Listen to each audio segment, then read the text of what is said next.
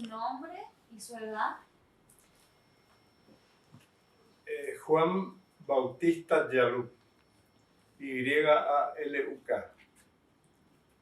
Sí. ¿Y su edad? El 93. 93. años. ¿Usted se acuerda más o menos a qué año llegó Aristóbulo del Valle?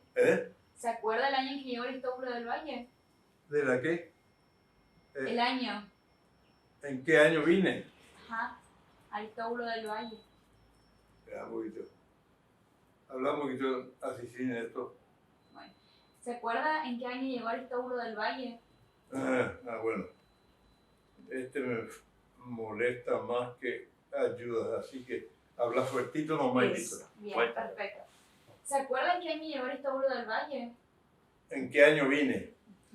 Y yo vine en la primera etapa del 57. Sí. Del 50... 53 por ahí. Ajá. ¿De dónde vino? De Asunción. ¿Y usted por ahí se dedicó a ser médico en el Aristóbulo del Valle? ¿Se dedicó a ser médico? Sí, yo cuando yo vine era médico ya. Perfecto. Y una preguntita, ¿usted formó parte de la Comisión de Fomento del Aristóbulo del Valle? No, de la Comisión de Fomento yo no estaba ya la Comisión de Fomento en Aristóbulo cuando yo llegué.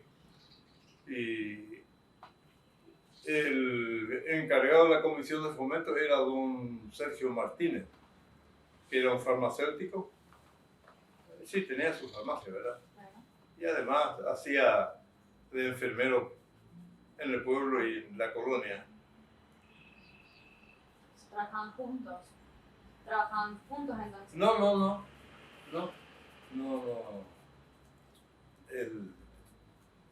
Él era antes de que yo venga, hacía esa función. Porque era un empleado de la farmacia Nielsen de Oberá. Y después se fue a Aristóbulo del Valle porque algunos parientes suyos fueron a Aristóbulo del Valle a radicarse. Entonces fue allá y hizo lo que sabía. Una pequeña farmacia, y como tenía conocimiento básico de enfermería y eso, la gente le buscaba para solucionar sus problemas de salud. Y él era el presidente de la Comisión de Fomento. Y Delia Ramírez era la única empleada de la Comisión de Fomento, la que atendía la oficinita. Todavía creo que vive.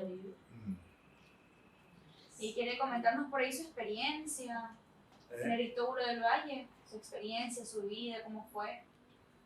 Y preguntar lo que quieras saber y yo te contesto.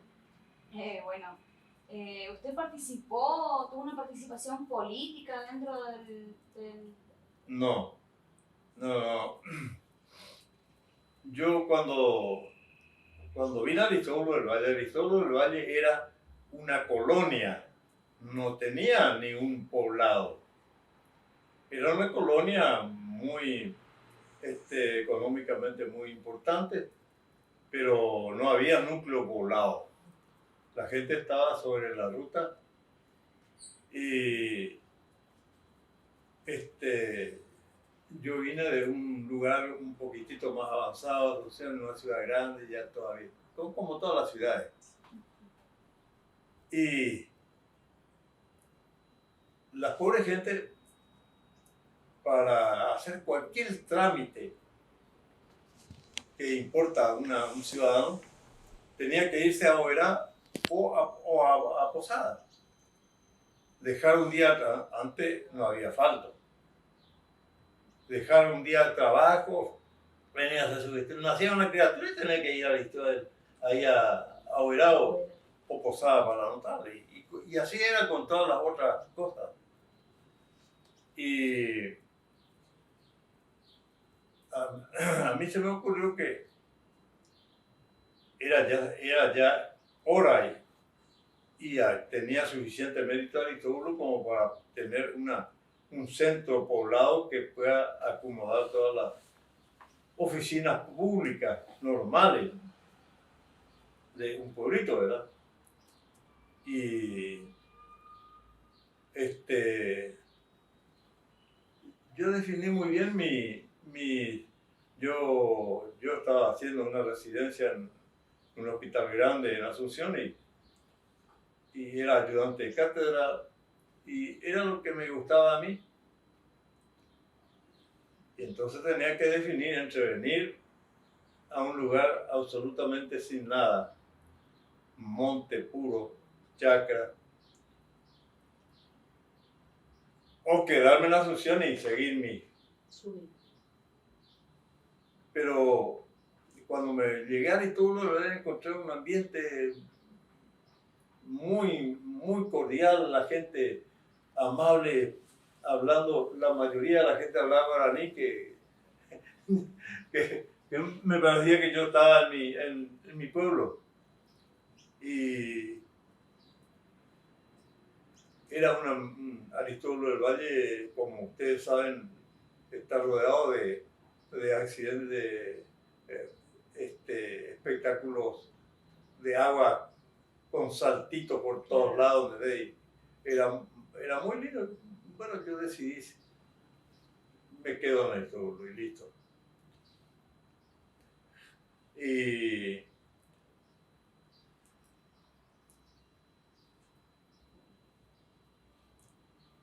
como éramos muy poquitos, estaba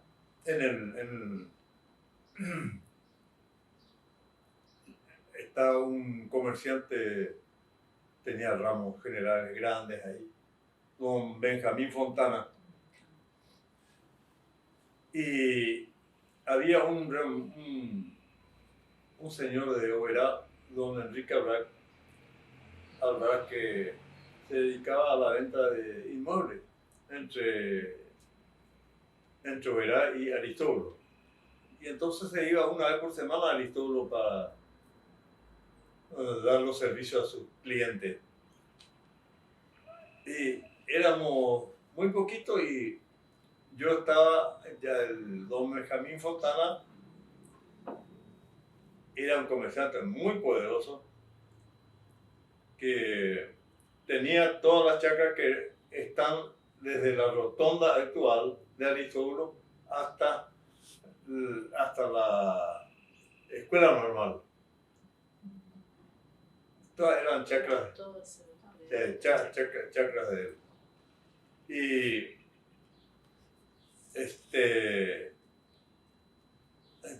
nos juntábamos los tres porque estábamos cerca. Y cuando hacía mucho calor o hacía frío, tomábamos mate juntos, tereré y esas cosas. Y entonces yo le dije que yo pensaba que Aristóbulo del Valle ya llegó la hora en que tenía que tener un centro poblado que acumule todos los servicios. Y entonces enseguida don Enrique dice, creo yo, que vio la oportunidad de hacer un negocio más. Y entonces le dijo, pero sí, don Benjamín, sí, es cierto eso. Aristóbulo tiene que ser un pueblito. Y el otro le dijo, sí, es verdad. Le dijo don Benjamín Fontana, era un hombre muy simple, muy servicial. Y le dijo, y bueno, ¿y dónde hacemos? Dijo el comerciante. Y don Enrique dijo, ¿y en su chacra? Le dijo. Pues, tenía varias chacras. En su chacra, y bueno, métale nomás, le dijo. Y bueno, ¿y cuál? Y eligió la mejor chacra que estaba ahí, que era la que abarcaba la escuela actual, el colegio actual. Y dijo, no, métale, sí, listo. Y así quedó, le dio el plano, los documentos de la casa y de la chacra. Habrá pasado unos 2, 3 meses por ahí, tal vez un poco más, no sé. Ya no me acuerdo muy bien. Y cuando él vuelve, va a casa y me muestra un plano grande así, donde él había sido, lo primero que hizo es contratar un agrimensor. Y vino y loteó una parte donde está actualmente la escuela, la escuela normal, sí. Bueno, esa parte de la chacra que era la mejor. Y ya está todo loteado, está las calles y esas cositas definidas. Y bueno, después él, con un gisito y un parlante de arriba, salió a recorrer toda la colonia diciéndole que se iba a hacer el remate de la planta de la ciudad de Aristóbulo. No había nada. El megáfono. Y bueno, y un domingo, el domingo definió la fecha del remate para vender los lotes. Y bueno, no sé, con toda la colonia vino ahí. Y era asado y vino gratis. Bueno, comieron todo asado, sí. Estuvieron todos muy contentos hasta que en un momento dado él se levanta y dice, bueno, ahora vamos a comenzar el remate. Y él simplemente levantaba la mano y dice, bueno, lote número 1, tal, que levanta la mano, bueno, fulano, listo, anotar, tenía un secretario que anotaba todo. Se remató casi todos los lotes. Casi todos los lotes que estaban, compraron toda la gente.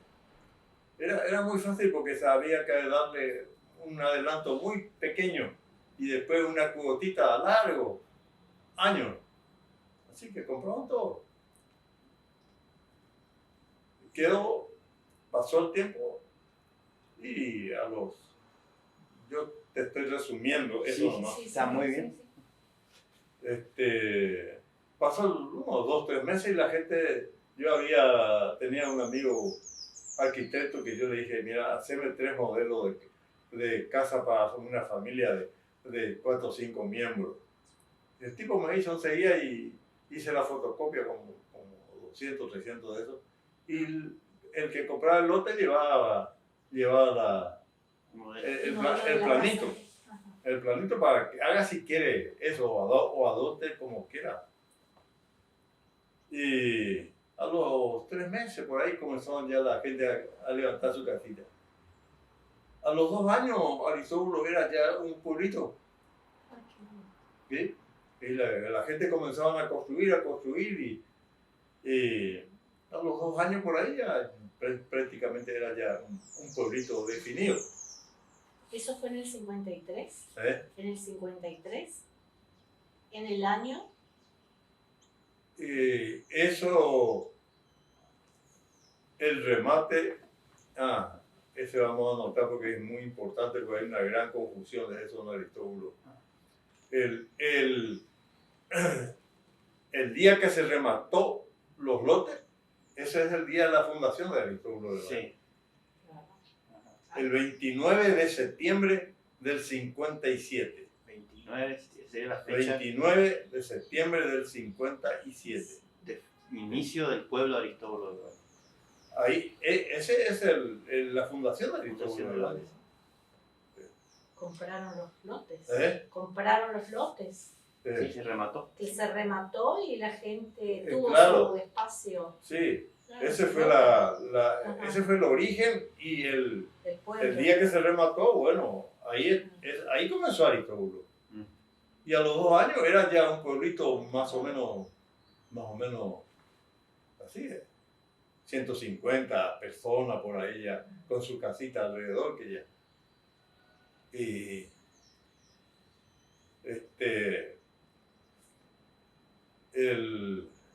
si quieren preguntar algo, me preguntan. Sí, No, va sí, bien, ahí estábamos escuchando. Y, bueno, y ahí comenzó el desarrollo de Aristóbulo del Valle.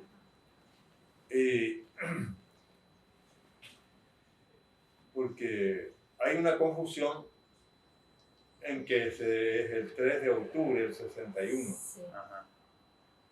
Esa fecha no es cierta. Es cierto como festejan ahora. Ajá. El día de Santa Teresita.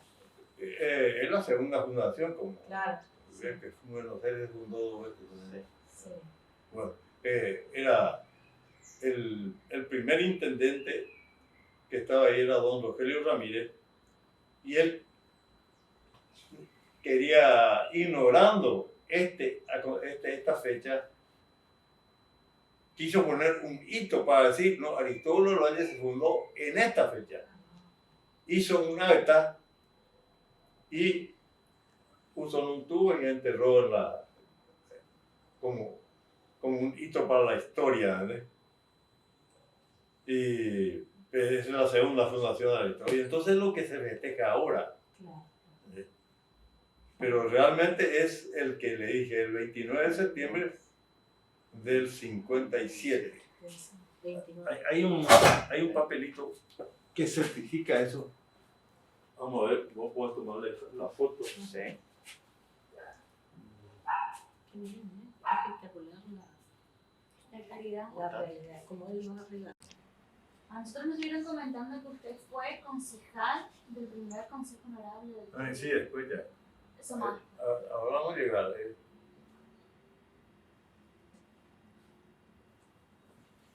Eso después se incluye.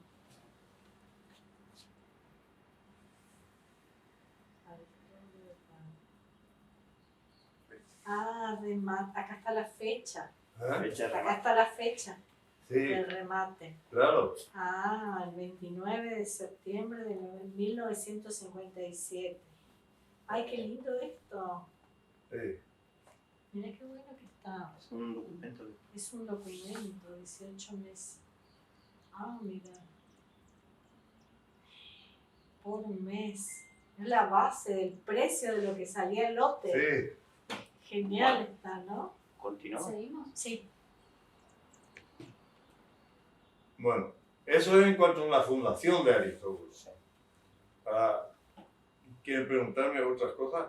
No, No, por ahí sí. seguir nomás con el primer intendente de Aristóbulo, la formación por ahí del Consejo Deliberante.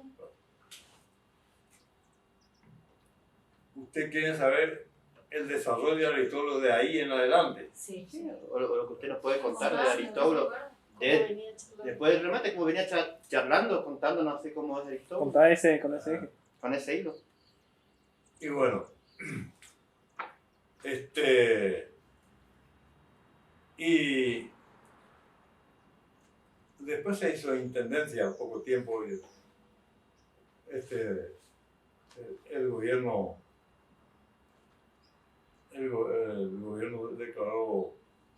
declaró municipio, ¿verdad? Y yo era el único que tenía un motorcito para que me dé corriente eléctrica para mi aparatito de médico, ¿verdad? Y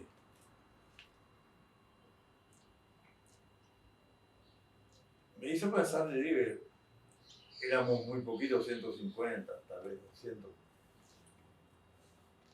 Que sería interesante, le comenté a un amigo, don Ricardo Lozada, que era el gerente de la hierbatera que está ahí. Una hierbatera grande que está ahí cerca de la rotonda. Sí, se llevatera. Claro. Ajá. Que era ¿La sucursal cachuela? de las Marías. Las Marías. Ah, las Marías, sí, sí. Sucursal de las Marías, bueno. Yo le dije, vamos a hacer una polla entre todos y compramos un motorcito más grande y así podemos darle luz al resto de la gente. Y me dijo, no, vamos a hacer una cooperativa. Yo ni sabía que existía ese nombre de cooperativa. Dice, bueno, yo no sé cómo es eso ni cómo se hace. tengo ni idea de eso. No, no te preocupes. Yo soy muy amigo de el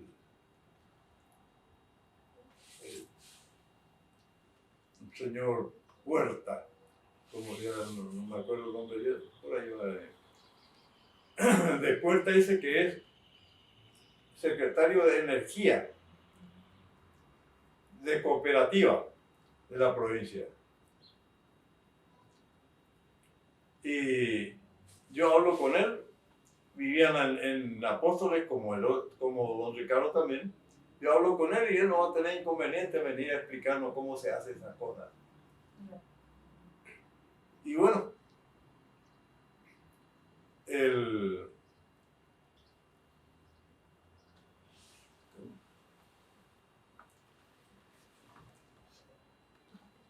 pasó un tiempo. Quiero recordar el nombre, él, porque era un hombre extraordinario.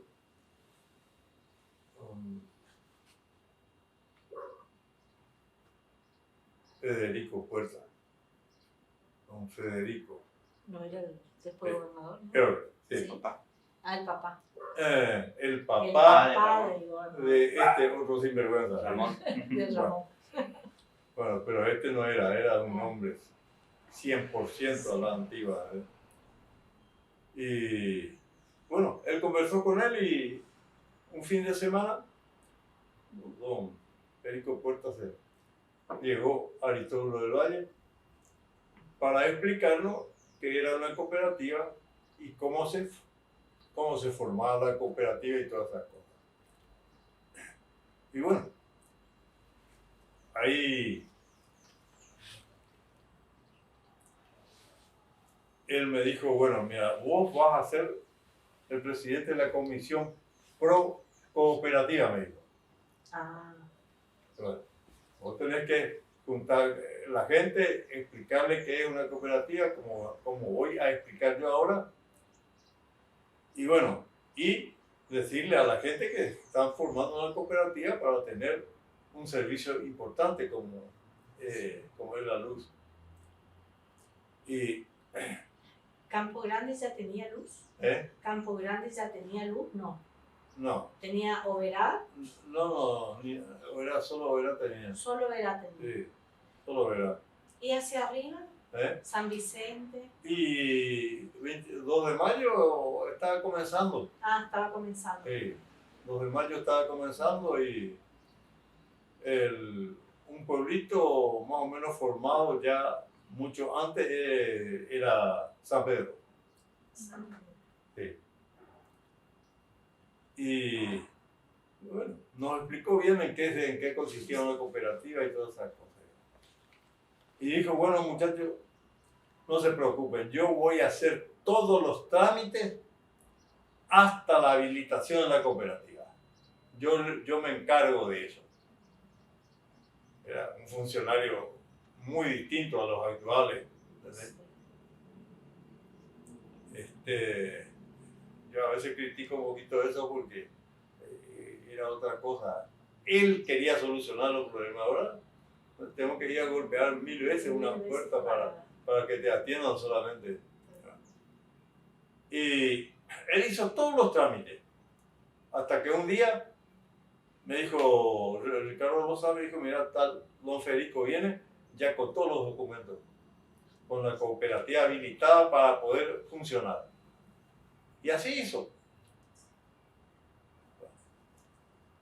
Y se formó la cooperativa y me eligieron a mí como presidente. Se hizo una asamblea, se llamó y bueno, y propusieron mi nombre y algunos otros, pero me salí yo de primer presidente de la cooperativa.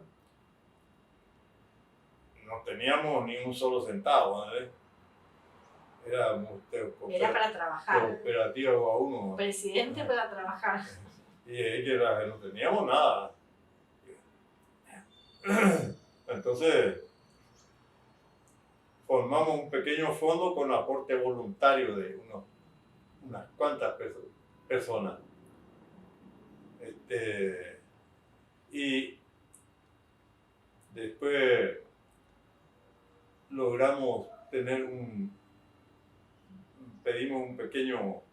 pequeño aporte al gobierno y nos dio, hicimos una casita para alojar el motor. ¿A dónde? ¿Se Y acuerda la ubicación? donde está ahora, cerca de donde está la casa de Moncho. De Moncho. Por ahí cerca está ahí está hicimos la primera La casita. cooperativa, digamos.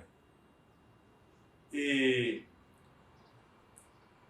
hablamos con este ingeniero Robin, que en ese momento era el director de electricidad de la provincia. Y él nos dio le dijo, en la cooperativa de Puerto Rico había un motor que está desprogramado. Y le llamó por teléfono de ahí al presidente y le dijo, mire, el motor ese que está desprogramado y que tiene el Berlier ese, van a ir la gente a Aristóbulo a traer.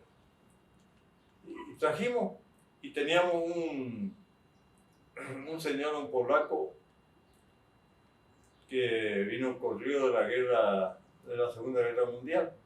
Era electricista y mecánico, don Basilio. Don Basilio. Don Basilio Vygotsky, creo que se llamaba. Sí. Vygotsky, sí. Don Basilio. Y él entonces puso en condición el motor y anduvo perfecto. Con el pronóstico del resto de la gente que no, que esto se va a fundir, que esto no va a andar, que esto es, bueno, está ahí. El asunto es que el motor estaba funcionando y nosotros dimos luz desde las 6 de la tarde hasta las 10 de la noche, una primera etapa. Y después el pueblito fue creciendo, las instalaciones fueron aumentando, entonces extendimos la luz hasta las 12 de la noche y en pocos años más pudimos dar luz durante las 24 horas. Y eso es el resumen del nacimiento de la cooperativa. De la cooperativa. Sí. Pero hubo un programa antes de la cooperativa, un programa de combatir las enfermedades hídricas, sobre todo las diarreas que eran muy frecuentes y se transmitían por agua contaminada y nada, del Banco Interamericano de Desarrollo para poblaciones pequeñas y que tenían menos recursos que las grandes. Y cuando yo supe eso, yo le invité a mi amigo, el odontólogo que está al lado de mi casa, le dije, che, mira, esto ahí vamos a ir a Posada a ver este asunto. Y vinimos a Salud Pública, y bueno, le dije, sí, cómo no. El doctor Mayer, ¿no? ¿Eh? El doctor Mayer.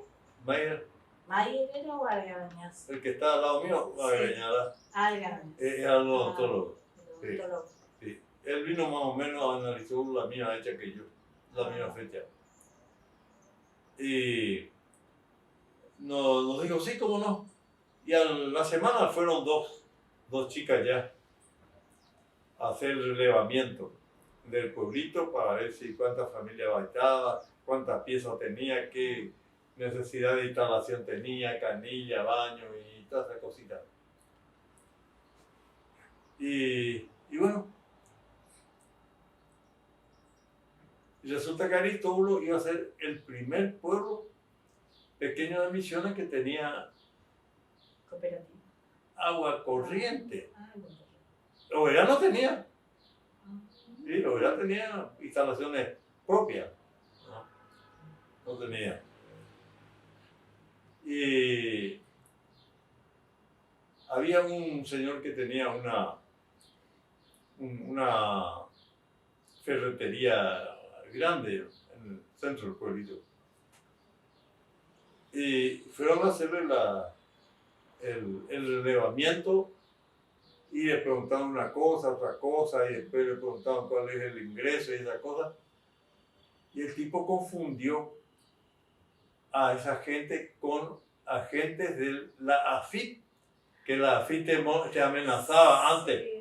Sí. Con la gente que ellos que eran la gente encubierto de la AFIP, y le mandó a la mierda a la pobre chica. Las otras salieron llorando, pobrecitas, a veces fueron y con el primer colectivo ya volvieron a posar y contaban su historia. Y bueno, y pasó un mes y no venía nada, no venía la gente. Y entonces yo vine acá a averiguar en salud pública a ver si qué pasaba con eso, y me dijeron, me contaron ahí lo que había sucedido, que el hombre le había echado a la chica, pues. Y yo me enteré recién ahí de lo que había pasado. Y por eso, porque una vez que termina el relevamiento de la población, ya a una segunda semana ya venían la gente para trabajar, pues no sucedió. Y bueno, y las otras entonces fueron destinadas a hacer el 2 de mayo, el mismo trabajo. Y bueno, después instalaron el primer servicio de agua corriente en poblaciones chicas, se instaló el 2 de mayo en vez de ser en Aristóbulo. Bueno, le explicamos ahí, le pedimos disculpas, le pedí disculpas y bueno, dijo, sí, cómo no, vaya, quédese tranquilo. Y el segundo pueblo de Misiones que tuvo agua corriente en esa época, el segundo fue Aristóbulo. Calcularon una instalación más o menos para 20 años. Hicieron los tanques más o menos calculando que de acuerdo al crecimiento de la población sería 20 años por ahí podían salir.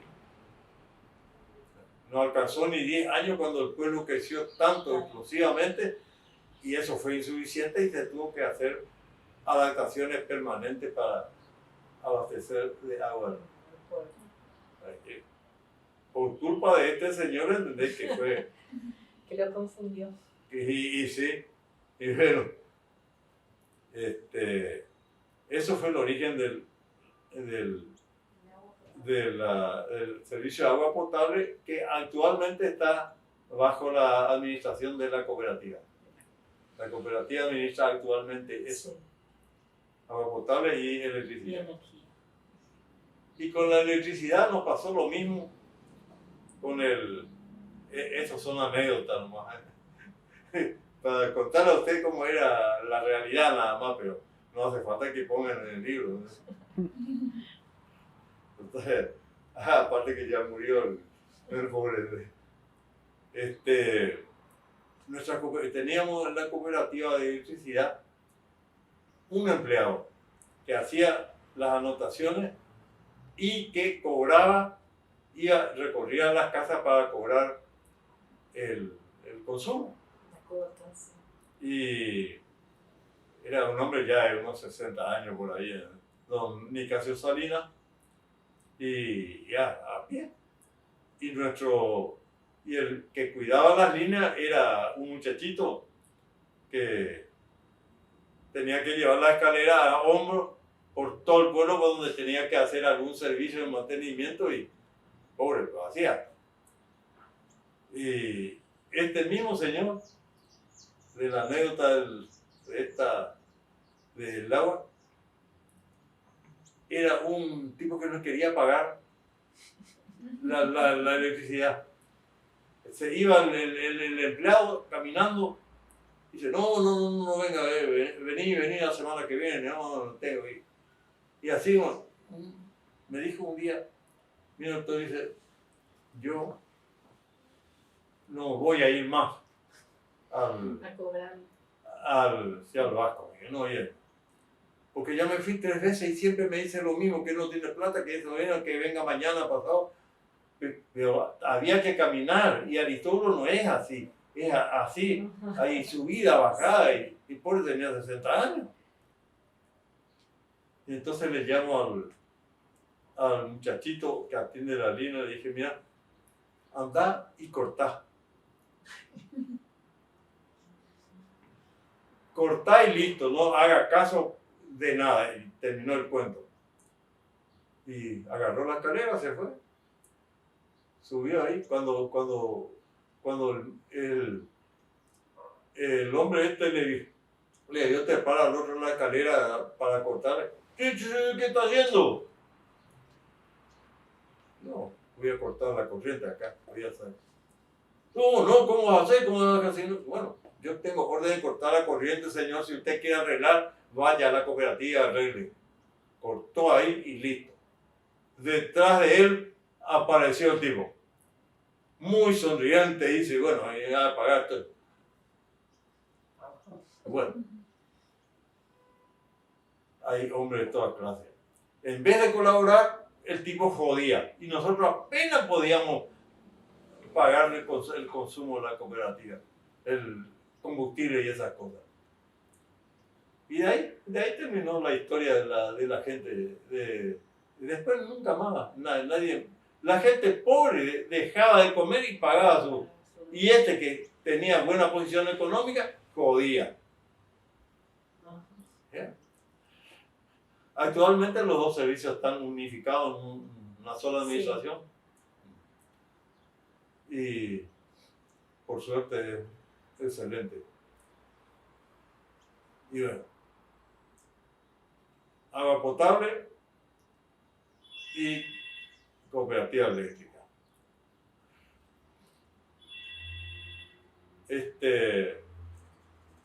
Después, yo era el médico de una salita que tenía 2 piecitas. Y elemental, nomás yo trabajaba con los elementos que yo tenía.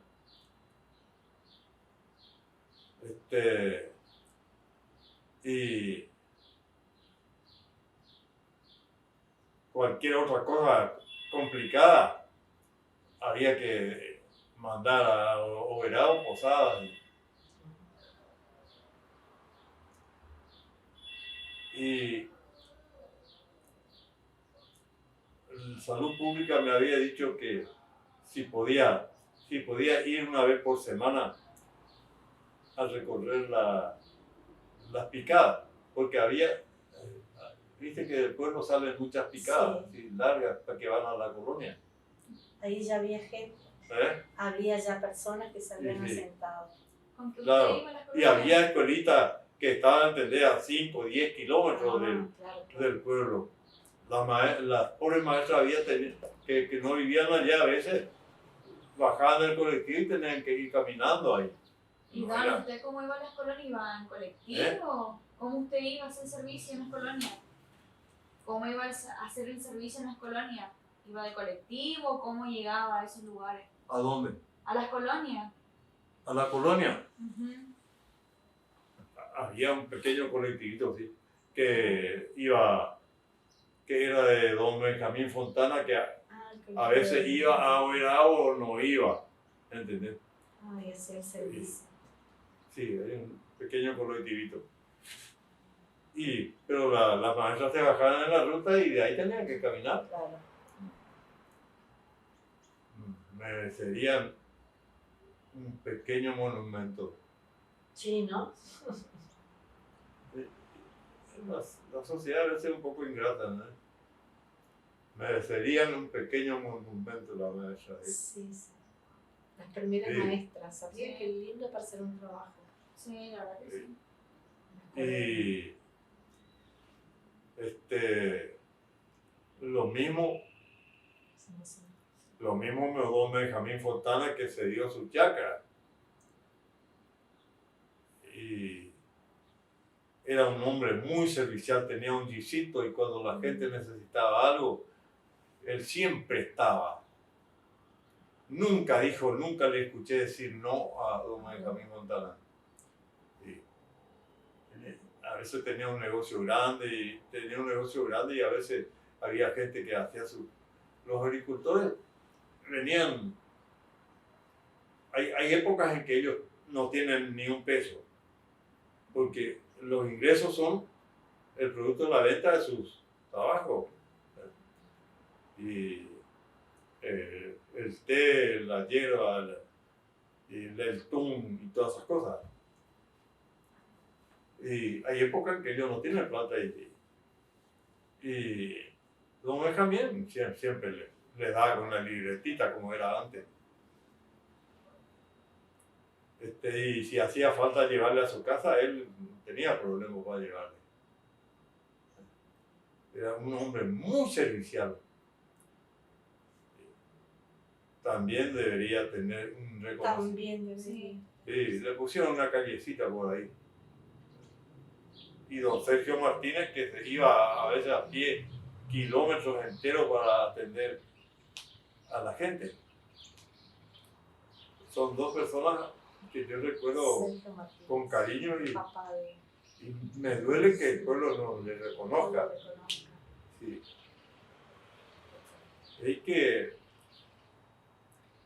Es que entonces yo me iba una vez por semana a ver,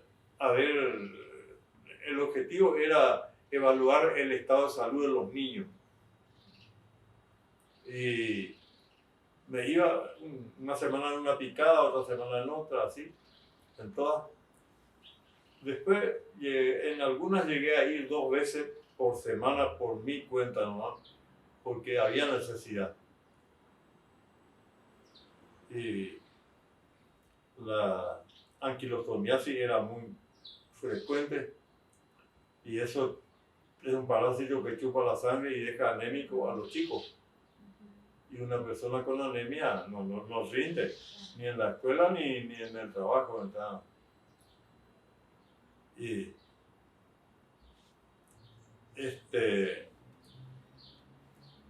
lleven un papelito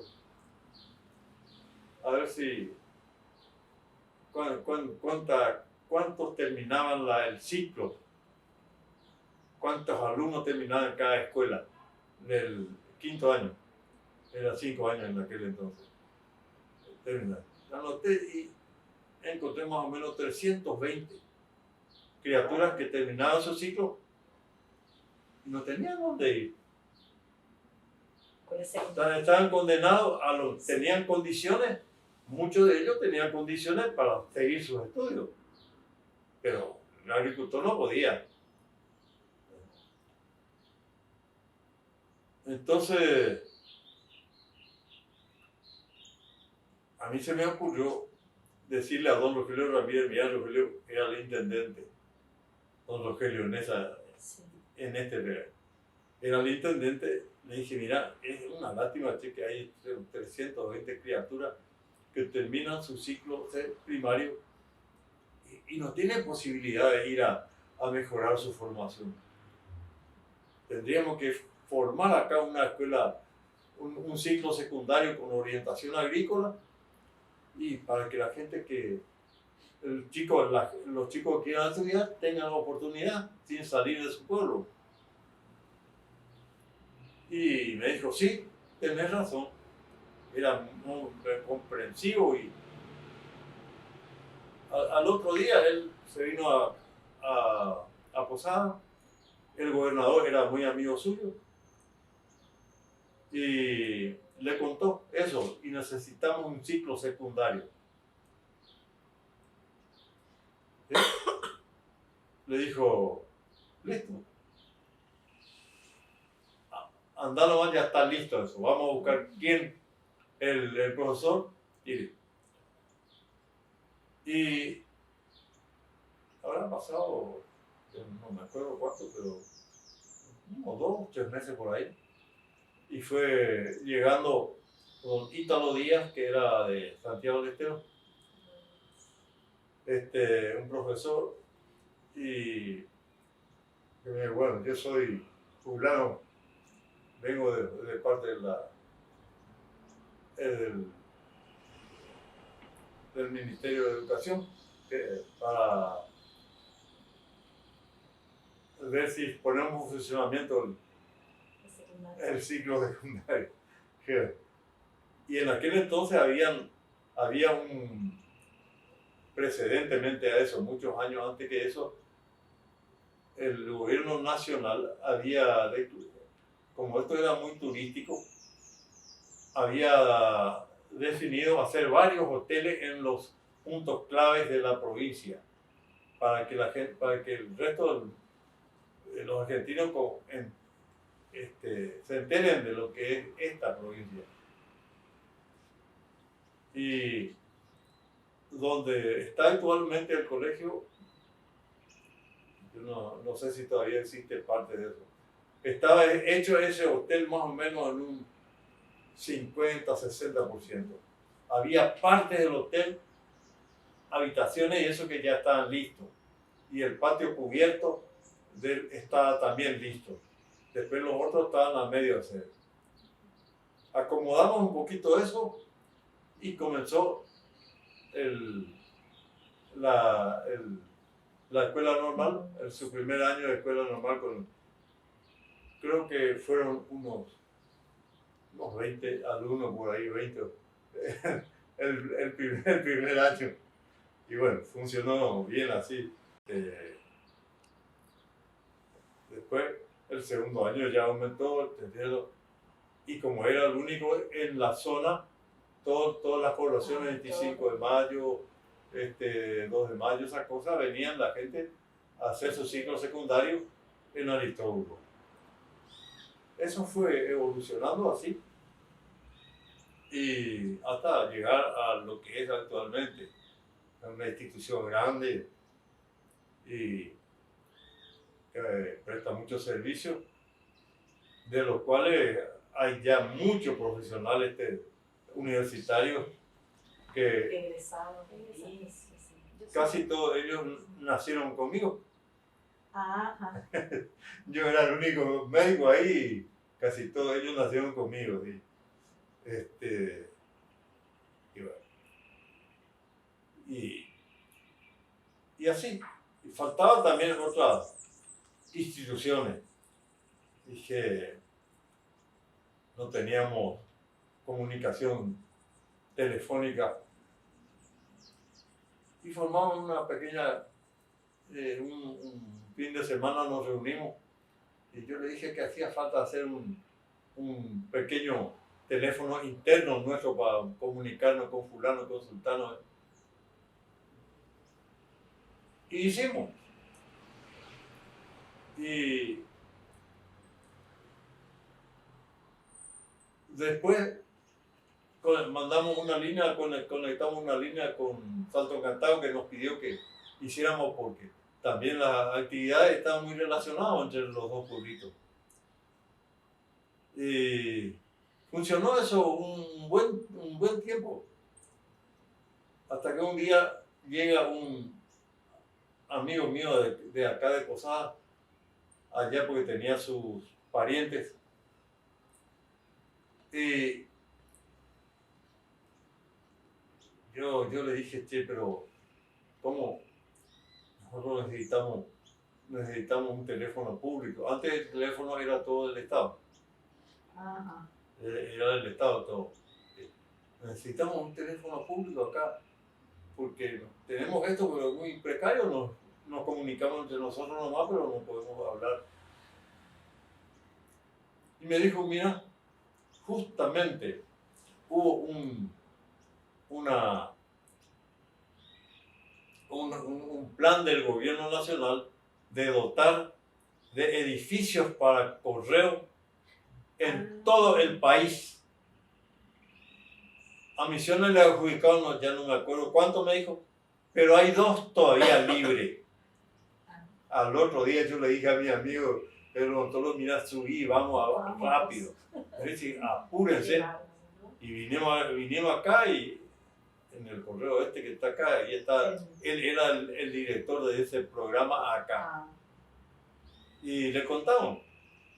No, le llevamos todo el movimiento del correíto que hacía acá, que había acá, mintiendo, diciendo que, bueno, tantas cartas se despachan, etcétera, se despachaba 10 cartas, le poníamos 500, así, una cosa así.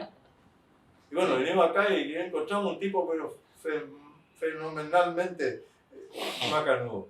Le contamos la historia y dijo, sí, cómo no, este correo es de usted. Ay, qué lindo. Y no pasó ni un mes cuando ya fueron los obreros donde levantaron el edificio de correo actual. El actual. Que, bueno, que sirvió para comunicarnos ya con el resto del país, ¿no? Y bueno, y así surgieron las cosas en aquella época. Está muy resumido nomás esto, pero... No, pero muy interesante. Muy interesante el hilo conductor, ¿no? Claro, La verdad que sí. porque vos le preguntás cómo comenzó la escuela normal Sí. a la gente de Aristóteles y no sabe. Y no sabe. ¿Entendés? Fue el esfuerzo de mucha gente también,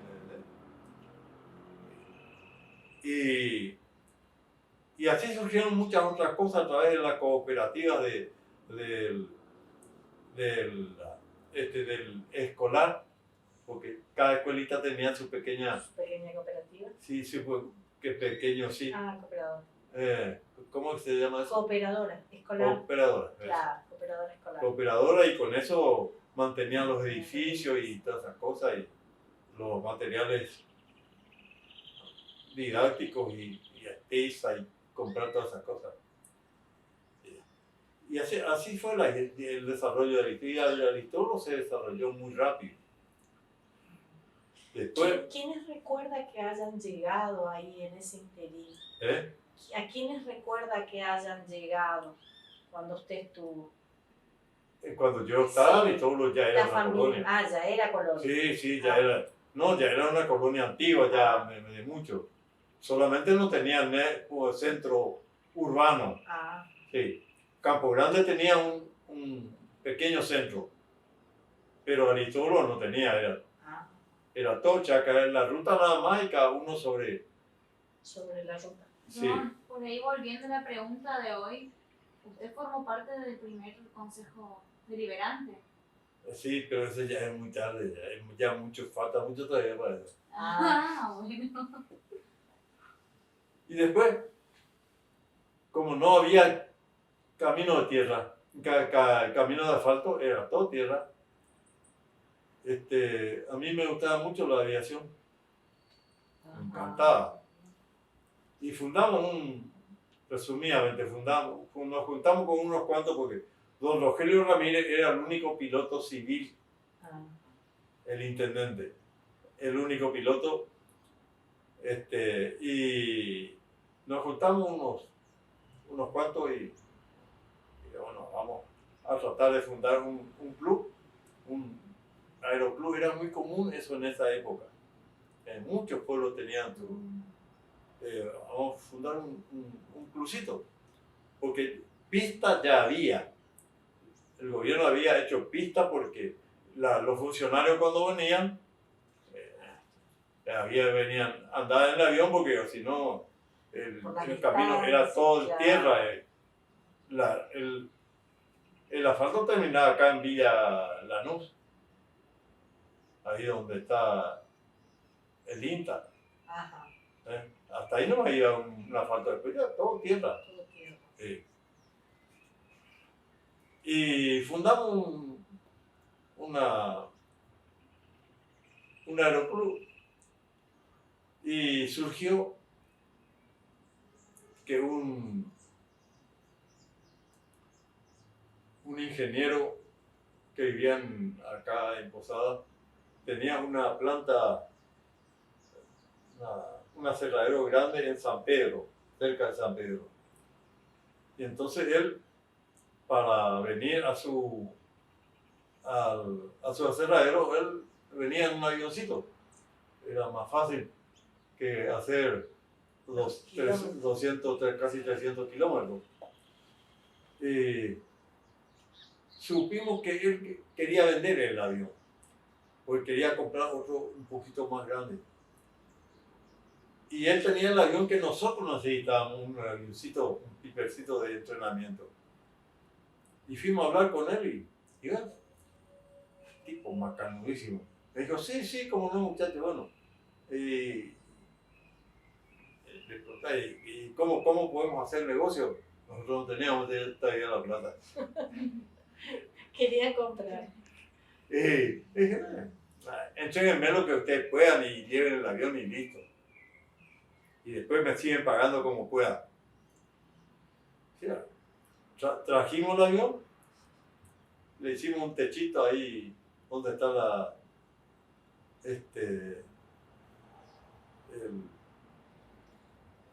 actualmente la pista de aviación era la referencia, ¿Dónde está la cancha de Atlético? la casa al costado de la cooperativa. de agua potable, al costado de la cooperativa. Sí. Para de agua potable, sí, había una franja grande que iba como 300 metros para allá. Esa pista usaba la gente de Las Marías que venía a ver su empresa. instalación sí, acá. Sí, ellos usaban esa pista.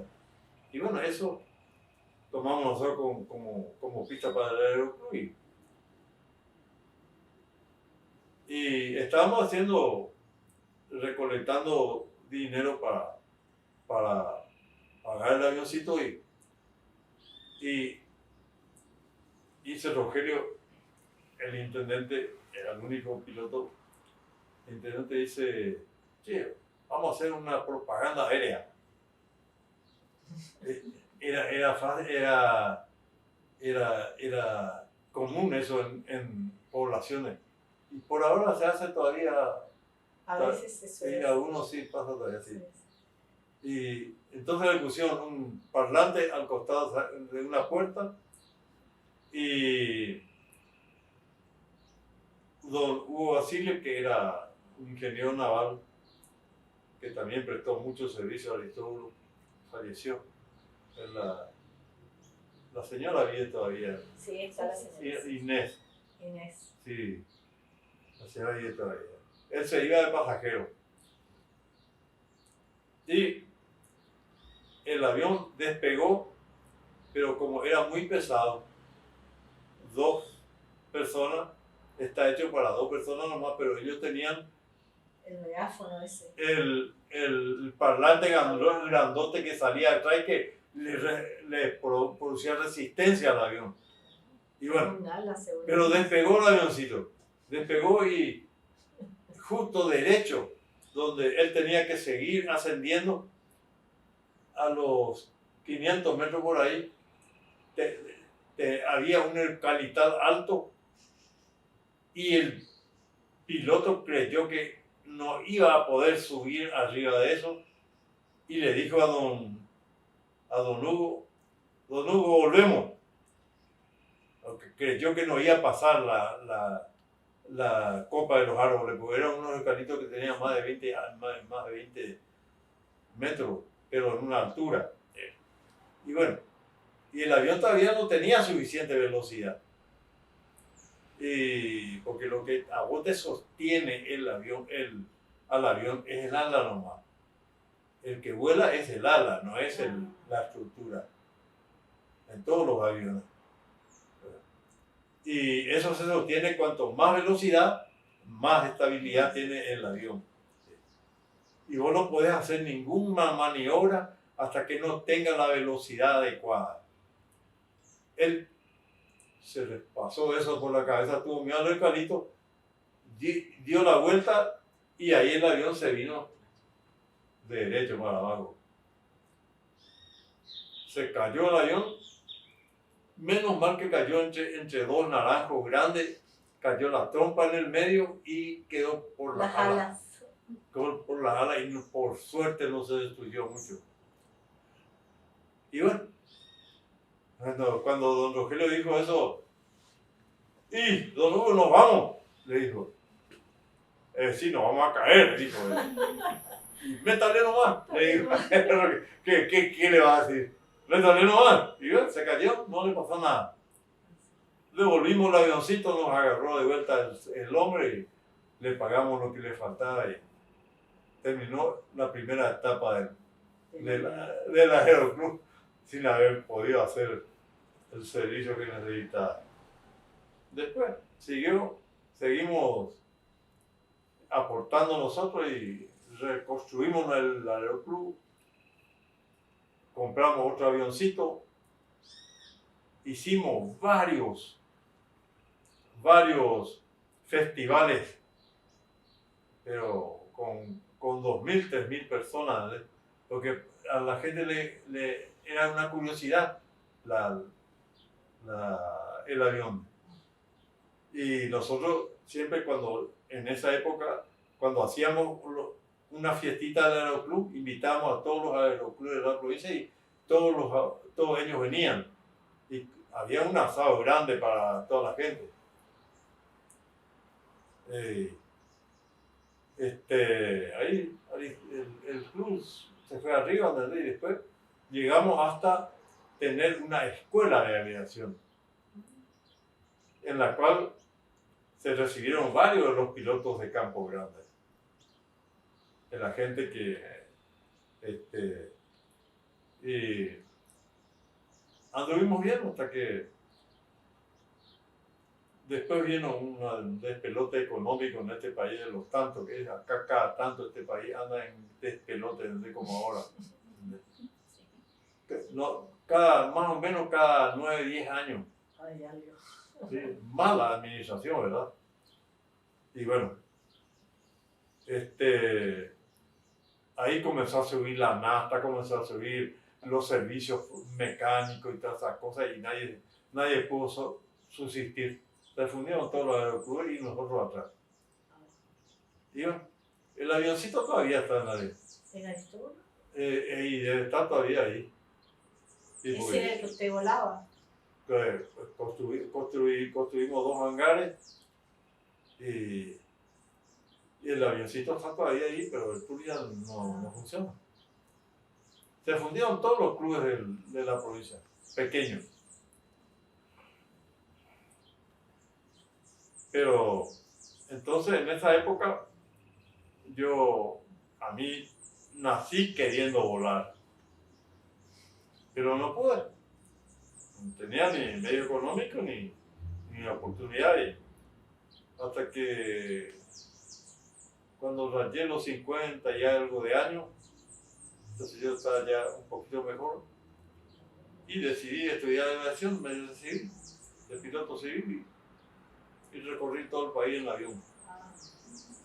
Y después compré un avioncito chico, compré otro más, después cambié y al último compré un cuatriplaza, un Cessna que llevaba piloto y 3 pasajeros. Pero mi intención no era que yo volara eso, para mí era lo mismo volar eso o cualquiera. Me da lástima ver a la gente mirando, ¿entendés? Y porque cuando hacíamos festivales, había mucha gente, venían a comprar sus asaditos de ahí y miraban y eran gente que fundaron Aristóbulo, los primeros colonos y sus mujeres, sus hijos y el mayero. Entonces yo comencé a invitarles cuando había festivales para que vengan a subir, que yo no les iba a cobrar nada. Y así le hice volar a todo Aristóbulo. Todos los viejitos de antes que ni imaginaban que podían, y algunos tenían miedo. A veces le alzábamos a la fuerza. Y después se bajaba. ¿Se acuerda de quiénes? ¿Se acuerda de algunos? No sé, ya no bien, pero no deben vivir ya casi nadie de eso. Creo que yo soy el sobreviviente nomás todavía. ¿Sí? Uno de los pocos que todavía hay. Y entonces le hice volar a las criaturas y a los viejos. Y a las viejas. Y la mujer era más valiente que los hombres. No tenía miedo. Yo decía, no, vení, si no te va a pasar nada. Y bueno, subían, ¿entendés? Y yo le hacía algunas macanitas arriba y parecía que se miraban, se asustaban, pero no pasa nada, ¿eh? Algunas macanitas. Algunos. Y bueno, así fue. Por eso compré el avión más grande, cuando yo podía comprarlo, pero con esa intención. Y tuve mucho tiempo. Y después, siguiendo en el tiempo, su vinculación con la política. ¿Eh? Su vinculación con la política. Y en la política, Como para ir cerrando la parte concejal. Sí, sí, sí. en la política yo me metí un poquito nomás, porque no es que me guste, ¿no? Porque si fuera una política de verdad, me gustaría. Pero aquí hay politiquería. La mayoría de la gente en la política van para ver si puede mejorar su bolsillo. Hay excepciones, ¿entendés? Y entonces ese ambiente a mí no me gustaba mucho, pero después el hijo de don Benjamín Fontana, aquel con quien fundamos el pueblito, tenía entonces, cuando yo vine, un hijito era 7 años por ahí,